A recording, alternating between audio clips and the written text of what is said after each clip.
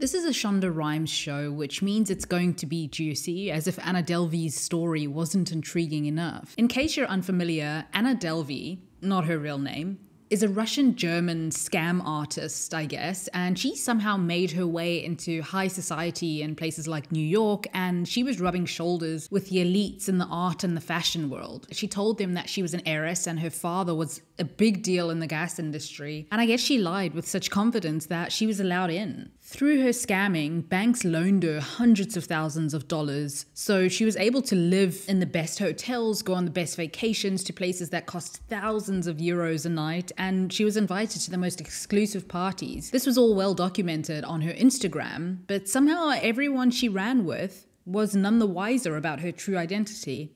Eventually, though, the jig was up, and because she defrauded a bunch of big banks, they really went after her. This show, Inventing Anna, is based on this true story. I've been following this in real time for a couple of years now, and I remember a very detailed Vanity Fair article written by one of the women who befriended Anna and eventually lost $60,000. The story is wild, and I'd highly recommend reading it.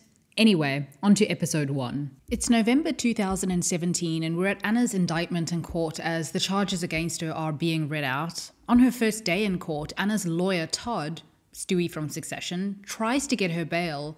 You see, she's currently being housed at the infamous Rikers Island prison while she awaits trial. Unlucky for her, the judge doesn't quite trust that Anna will make it back to court, so the request for bail is denied. Vivian Kent, played by the always excellent Anna Chlumsky, is a journalist who wants to do the story on Anna, and she has to fight really hard for it because her boss won't assign it to her. Eventually, after a lot of begging and grief, the editor agrees, but he tells her that she has 2 weeks to bring in something. She needs to get an interview with Anna. The problem at first is that Anna is really dragging her feet on agreeing to being interviewed. When Vivian goes to see her at Rikers, it seems as though Anna is still maybe trying to work out her angle and how best she could benefit from this, but she knows that Vivian needs the story and it would be a good exclusive. So she toys with Vivian at first. Not that Vivian falls for it. She catches on to Anna's kind of manipulative ways, but she's so determined to get the story she presses on.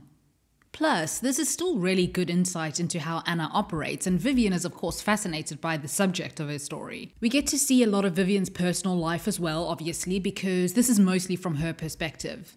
She's pregnant at the moment and she misses an ultrasound appointment in the first episode, much to her husband's concern. He understands the pressures of her career and he's supportive, but he feels she shouldn't be putting herself through the ringer with her demanding boss. The DA and Anna's lawyer also know each other, and she tells Todd, the lawyer, that she'll be offering a plea deal.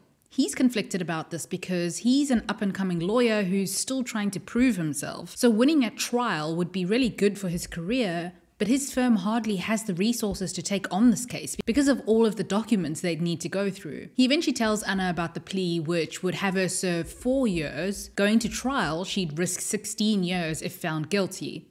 Anna takes the plea deal, and this is an issue for Vivian because she still hasn't gotten her interview and she needs to buy some time. If Anna takes the plea deal, she'll run out of time for her 2-week deadline. Vivian interviews some of the people who ran in the same circles as Anna and were in Instagram photos with her. They all have different stories about where Anna claimed her money was from, and it seemed as though Anna was kind of a chameleon, changing who she was based on who she was with. These people are trying to distance themselves though, because I guess someone broke into their circle and they were duped, which isn't a good look. At one point, Vivian goes to the fancy $1,700 a night hotel that Anna stayed at for months, and she eventually talks to one of the receptionists who was Anna's friend. The lady is fiercely loyal to her friendship with Anna though, and she just doesn't want to give Vivian any scoops. I hope we do get to see more of her though in the show because she's written like such a Shonda Rhimes character. She had one of those Olivia Papa Pope type speeches and I thoroughly enjoyed this scene. Eventually Vivian decides to give Anna what she wants. She shows up to the prison as a member of the press. It's official. They get a private press room. To Anna, they're VIPs now and they're both going to have to give a little to get what they want. At the end of the episode, we're back in court and the judge is reading out that Anna has accepted the plea deal, but when she asks Anna to confirm this, Anna says no at the last minute.